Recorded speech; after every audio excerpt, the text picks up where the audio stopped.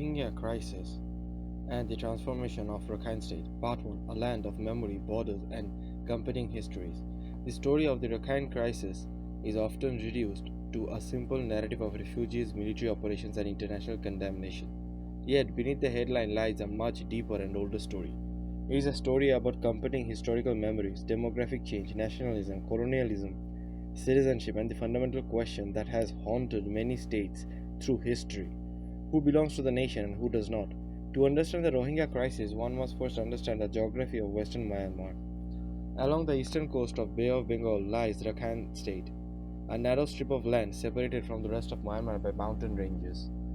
These natural barriers created a distinct historical and cultural space that often developed independently from Burmese heartland. For centuries, the region was known as Arakan, a coastal kingdom that acted as a bridge between South Asia and Southeast Asia.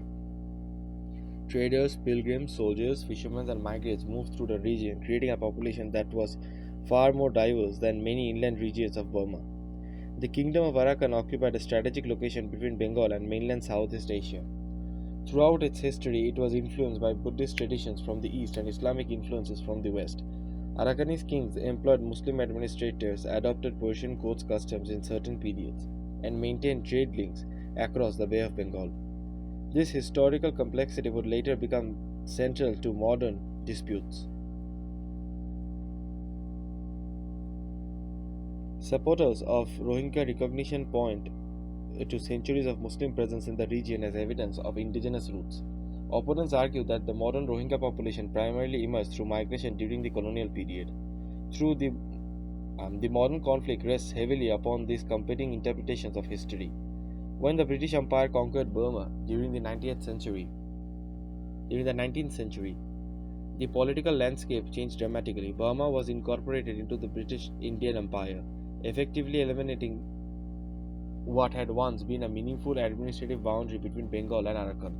Labor migration increased substantially. Workers moved in search of opportunities. Farmers sought land. Traders established networks to colonial administrators. These movements represented ordinary economic migration within a single imperial system. To many local Buddhists, however, these demographic shifts appear transformative and threatening. Historical memories often outlast historical realities. Even after the end of British rule, memories of migration remain deeply embedded in political consciousness. The descendants of migrants considered themselves native inhabitants of the land. Many local Buddhists continued to view them as newcomers whose presence had been enabled by colonial intervention. This disagreement would survive independence and become one of the central disputes of modern Myanmar. When Burma gained independence in 1948, the new nation inherited enormous challenges. It contained dozens of ethnic groups, multiple religions, competing political visions, and numerous armed movements. The government struggled to establish authority over large portions of the country. Ethnic insurgencies emerged in many regions. National unity remained fragile. In this atmosphere of insecurity, questions about citizenship and belonging acquired extraordinary significance. The Rohingya issue emerged within this broader context of state formation. Some Rohingya leaders sought recognition as one of the country's indigenous peoples. Others pursued various degrees of autonomy. Meanwhile, nationalist forces increasingly viewed the border region through a security lens. Because Rakhine bordered East Pakistan and later Bangladesh, fears emerged regarding cross-border influence, migration, and demographic transformation. The military's role in shaping Myanmar's modern identity cannot be overstated. Over time, the Tatmadaw came to see itself not merely as an army but as the guardian of national unity. Military leaders believed that ethnic fragmentation represented the greatest threat to state survival. This perception shaped political decisions for decades. Border regions, particularly those with distinct ethnic or religious identities, came under increasing scrutiny. The roots of the Rohingya crisis therefore stretch far beyond the 21st century. They lie in colonial history. Disputed narratives of belonging, fears of national disintegration, and competing understanding of citizenship. By the late 20th century, these tensions had already created a volatile environment. The events that would later unfold were built upon foundations late generations earlier. Yet history alone doesn't explain why the crisis became so explosive. To understand that, one must examine how demographics, identity, and power became intertwined in modern Myanmar. Part 2: Demographics, Identity, and the Politics of Numbers. By the beginning of the 21st century, Myanmar was one of the most ethnically diverse countries in Asia. Unlike relatively homogeneous nation states, Myanmar consisted of a large, complex mosaic of peoples, languages, religions, and historical identities. Officially, the government recognized 135 ethnic groups, though the accuracy and political significance of this number remained heavily debated. At the center of this country stood the Bamar majority, comprising roughly two-thirds of national population. The Bamar dominated the political system, military establishment, bureaucracy, and much of the nation's economy. Their language became the national language. Their Buddhist cultural traditions heavily influenced the identity of the modern Burmese state. Yet beyond the Burma heartland stretched a ring of ethnic regions with distinct identities. The Shan occupied vast territories in the east. The Karen lived along the southeastern frontier. The Kachin controlled mountainous regions in the north. The Chin inhabited western highlands. The Mon maintained a historical presence in the south. The Rakhine occupied the western coast. Each of these groups possessed its own historical narratives, cultural traditions, and political aspirations. Many had experienced armed conflict with the central government at various points since independence.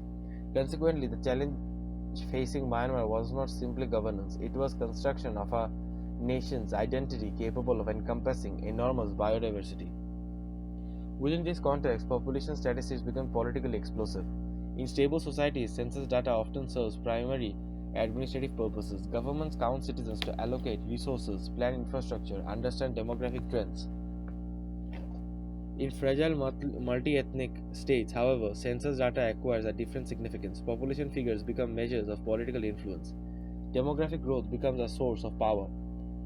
Numerical strength can translate into representation, historical territorial claims, and control over local institutions.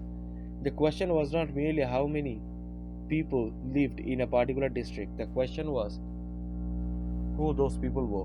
Throughout modern history, governments across the world have changed about demographic governments across the world have worried about demographic change, whether in the Balkans, the Middle East, the Caucasus, or South Asia. Shifts in population composition often generated political anxiety. Majorities fear becoming minorities, minorities fear exclusion and marginalization. Demographics became intertwined with questions of sovereignty and security. Nowhere was this dynamic more visible than in the Rakhine State. Located along the border with Bangladesh, Rakhine possessed a demographic composition unlike most of Myanmar. While the state overall maintained a Buddhist majority, northern districts contained large Muslim populations. In certain townships such as Mangdao and Buthidaung, Muslims formed either majorities or very substantial portions of the population. Before the 2017 crisis, independent estimates suggested that the Rohingya Muslims constituted approximately one-third of the total population of the Rakhine State. In some northern areas, their presence were even more concentrated. This concentration matters significantly. Border populations often attract high-end security from governments. States tend to be especially sensitive about demographic developments in frontier regions because borders represent potential points of vulnerability. The combination of ethnic difference, religious difference, and geographic proximity to another country can create powerful security concerns. From the perspective of many Rohingya communities, however, these demographic realities simply reflected centuries of settlement and growth. Families had lived in the regions for generations. Communities maintained local traditions, social networks, and economic systems deeply rooted in the landscape. They viewed themselves not as outsiders but as natives. The clash of perception created a fundamental contradiction. One side believed it was defending historical rights, the other was defending national sovereignty. Compromise became extraordinarily difficult when both sides viewed themselves as protectors rather than aggressors. The citizenship question intensified this tension. In 1992, Myanmar enacted a citizenship law that fundamentally altered the legal status of many Rohingya. The law established categories of citizenship tied to recognized ethnic groups and historical residents. Because the government didn't recognize Rohingya as one of the country's official ethnic nationalities, many found themselves excluded from full citizenship. The consequence was profound.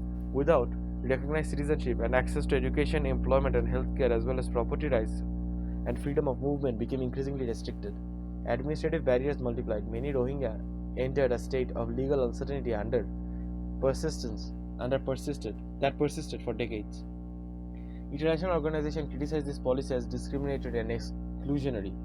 Myanmar authorities defended them as necessary measures for regulating citizenship and protecting national integrity. As restrictions increased, frustration grew.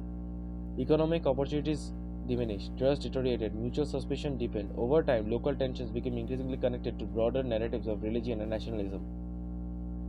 During the late 20th and early 21st centuries, Buddhist nationalism gained influence within parts of Myanmar society. Certain nationalist organizations warned of demographic threats, religious competition, and cultural erosion. Population growth rates became subjects to political debate.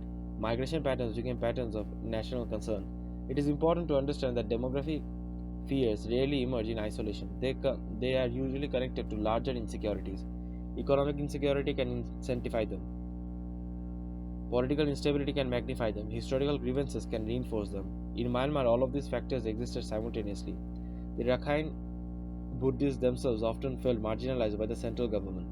Despite sharing Buddhism with the national majority, many Rakhine believed that their region had been neglected economically and politically. Consequently, they sometimes viewed both the central government and local Muslim population with suspicion. The result was a highly fragmented political landscape. Rohingya communities feared exclusion, Rakhine Buddhists feared marginalization, the central government feared separatism, the military feared instability. Each actor possessed genuine concerns, each actor distrusted the others. Each interpreted events through fundamentally different lenses. As years passed, the demographic question became increasingly symbolic.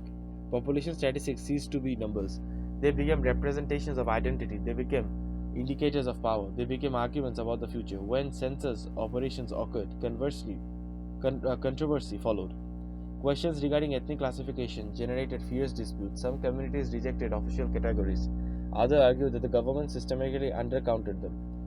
International observers raised concerns about exclusion and methodology. The politics of counting became almost as contentious as the politics of governing. By the late 2010s, tensions had reached dangerous levels. Communal violence erupted periodically, mutual trust continued to erode, nationalist rhetoric intensified, international attention increased. The region entered a cycle of polarization from which landscape became increasingly difficult. The tragedy of this period lies partly in the fact that demographic concerns often become self fulfilling. When communities fear displacement, they adopt defenses themselves. When states fear instability, they may increase security measures. When security measures generate resentment, distrust grows further. Each side interprets the other's action as confirmation of its own fears. Thus, a cycle emerges. Fear produces policy, policy produces resentment, resentment produces conflict, conflict produces greater fear. By the middle of the decade, Rakhine State had become one of the most politically sensitive regions in Southeast Asia. Beneath the surface, decades of unresolved disputes over citizenship, identity, demographics, and sovereignty were accumulated pressure. The crisis that followed wouldn't emerge from a vacuum. It would emerge from the increasing volatile environment where historical grievances, demographic anxieties, and security concerns had become tightly intertwined. And when violence finally exploded, the consequences would transform the region in ways very few could have imagined.